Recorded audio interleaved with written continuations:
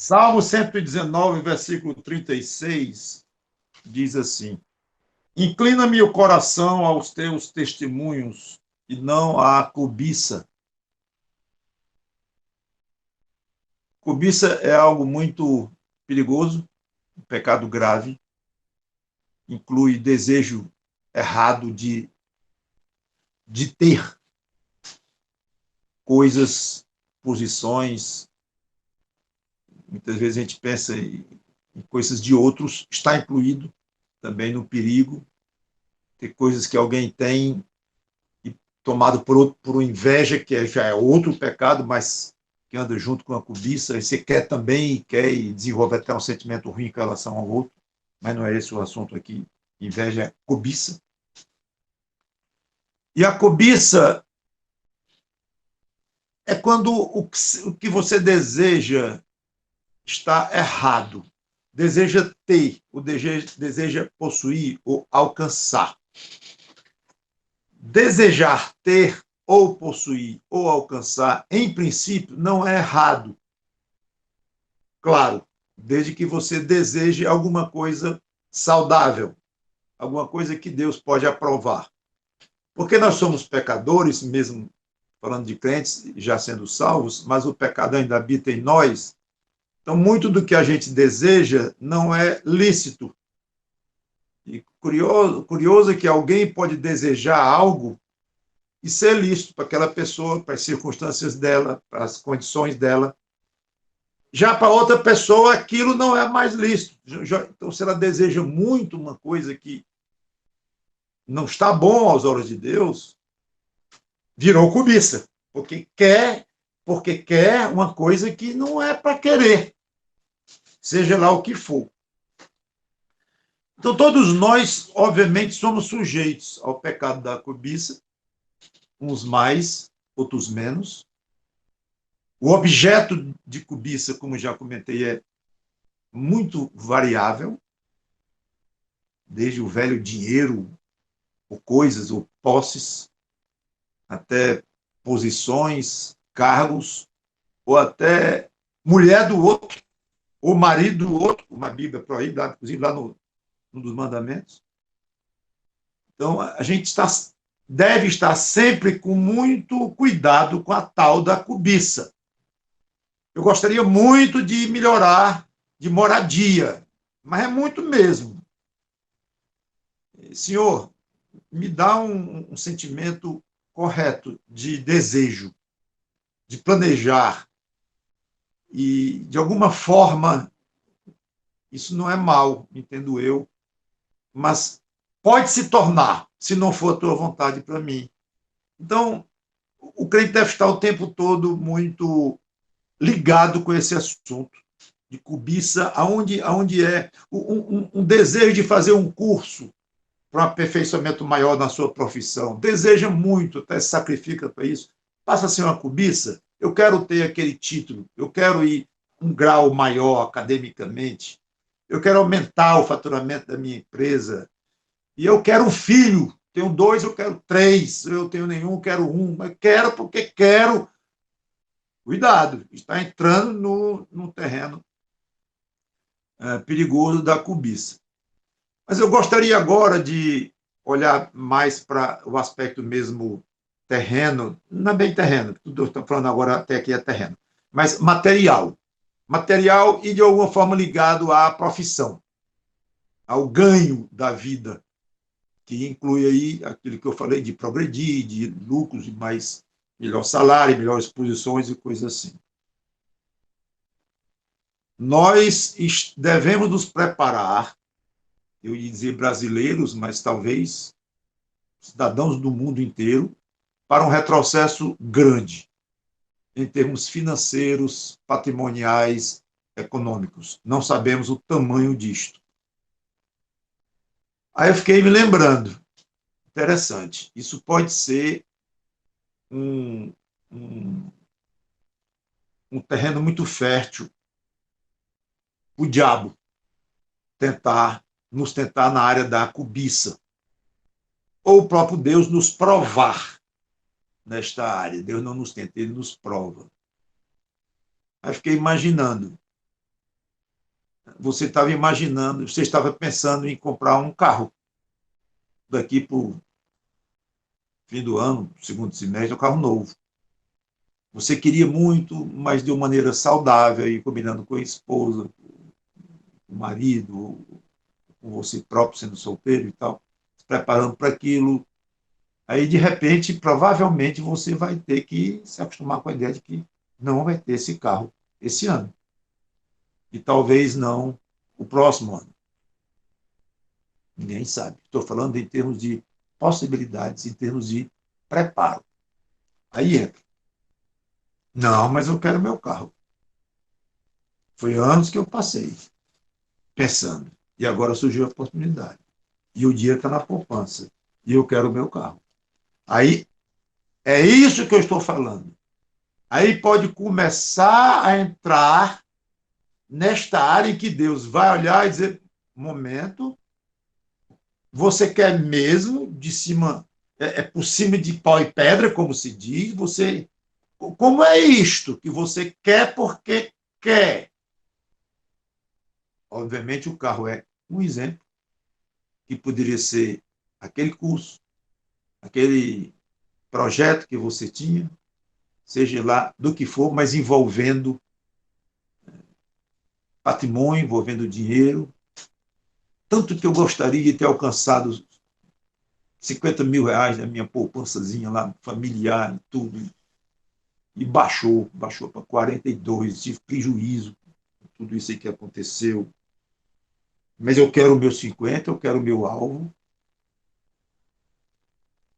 Cuidado, porque talvez a gente nem pense, mas essas coisas são muito sutis. O que era, até há poucas semanas, um desejo lícito, correto, equilibrado, saudável para você e sua família, hoje pode não ser mais. E, se você, e a forma com que você vai encarar esta mudança, ou essa impossibilidade que agora aconteceu, provisória ou não, mas agora virou impossibilidade, a atitude que você vai ter ao encarar isto, aí pode ter o perigo da cobiça, que é querer de uma maneira errada, de uma maneira inconveniente, forçando uma situação, forçando até a sua própria consciência, e mais deixa a consciência para lá, eu quero isso, eu vou bolar um jeito, eu tenho que conseguir uma maneira. Não é assim. Muito bem. Essa é a primeira parte. O perigo da cobiça. Aí o título da meditaçãozinha é Antídoto contra a cobiça. Então, já que eu alertei contra o perigo da cobiça, que em qualquer momento das nossas vidas é uma ameaça constante, de tão perigoso que é, como pecado, mas especialmente agora, como eu já expliquei, que isso pode ficar ainda mais, um risco muito maior de nós tropeçarmos. Então, está advertido. Cuidado, muito cuidado, luz vermelha aí com relação à cobiça. E o antídoto? O salmista deu. E quando nós vemos na Bíblia dois conceitos ou duas palavras opostas à outra, isso é espetacular, porque mostra que ali está uma lição do que não fazer e de como fazer, de como é o sim e como é o não, como é o que deve e como é o que não deve. Às vezes, é muito óbvio. Amor é oposto a raiva, ódio. Preguiça é oposto a disposição, energia para trabalhar.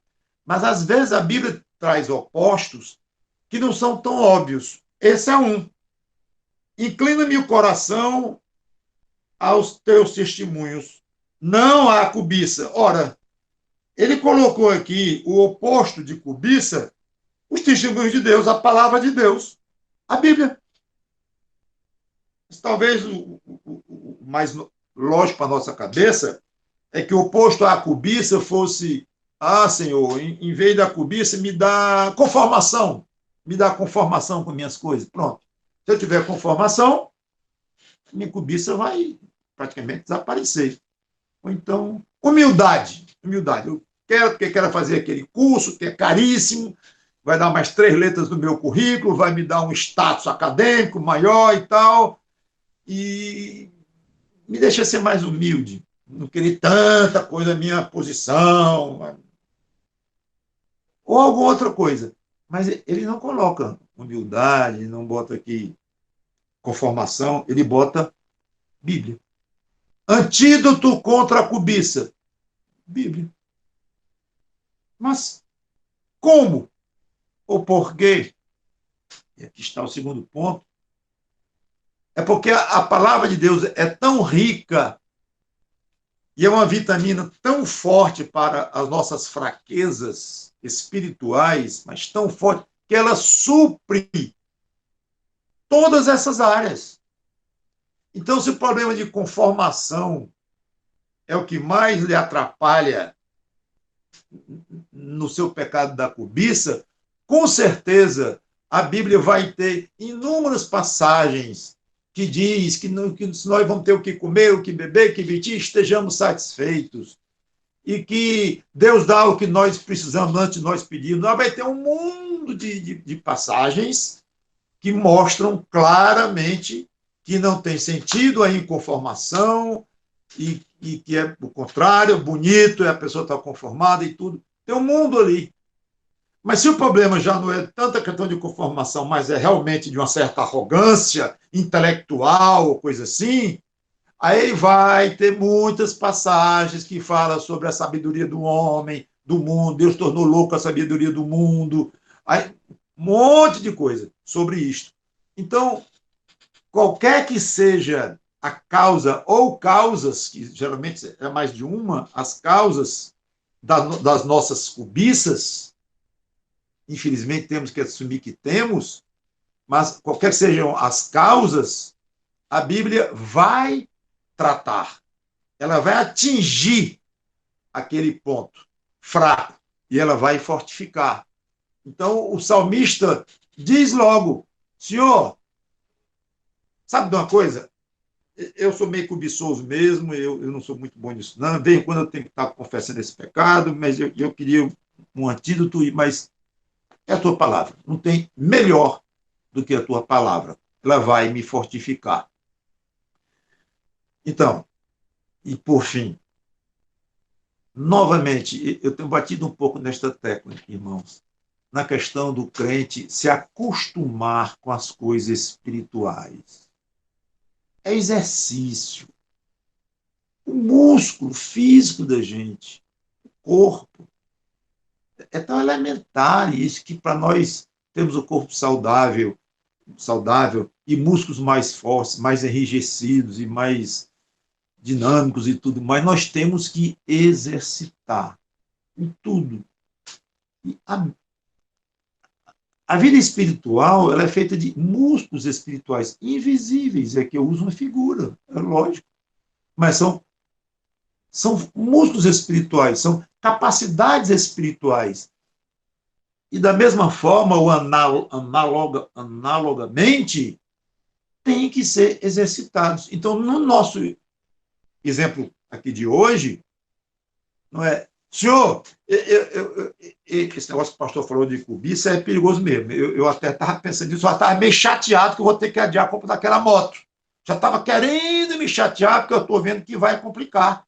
Eu vou perder o emprego, se é que eu já perdi. Então, muito bom essa questão de eu ficar alerta contra a minha cobiça. Então, agora eu vou ler a Bíblia todo dia, 5 minutos por dia, para poder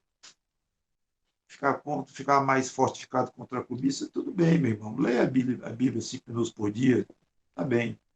Mas não é isso. Não é isso.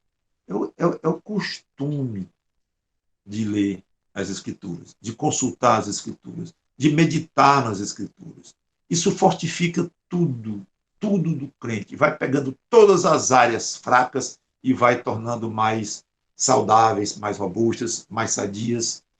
E aí, quando você menos perceber, a cobiça está lhe puxando menos, a inveja está lhe dando menos trabalho, a impureza, tudo que é ruim, tudo que é pecaminoso, tudo vai ter muito menos peso sobre você.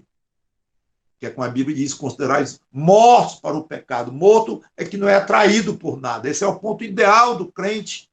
Mas ele só vai fazer isso, vai conseguir isso, e nunca de uma maneira 100%, mas pode crescer nisso, só vai fazer isso treinando, exercitando. Como o nosso assunto aqui hoje é cobiça, embora, como já falei, podemos generalizar para qualquer tipo de pecado, mas é cobiça, então, muito cuidado com a sua cobiça, especialmente na fase que estamos entrando agora e que vamos ter que ser muito mais modestos nas nossas pretensões, porque tudo nesta vida aqui, quase tudo custa dinheiro, e dinheiro é uma das primeiras consequências de todo esse problema, de qualquer forma. Então, vamos ter um cuidado especial com a cobiça, pedir a Deus ajuda, conformação, humildade e corra para o antídoto.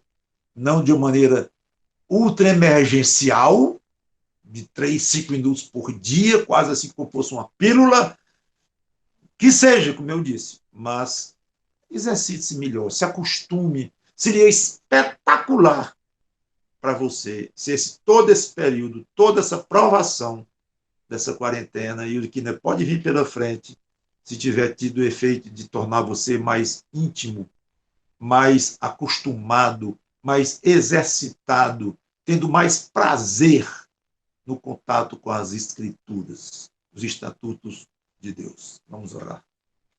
Obrigado, Senhor Deus, pela tua palavra, pelo alerta. Obrigado porque a cobiça pode ser combatida pelo teu Espírito que habita em nós e indicado aqui como está, através de um conhecimento maior das tuas Escrituras, da tua palavra, que vai ser um meio para o Espírito Santo, que é de onde vem a força mesmo, ele nos fortificar contra este mal tão danoso a nós e que está nos ameaçando bem mais com a chegada desta crise. Em nome do Senhor Jesus Cristo, te pedimos e agradecemos. Amém.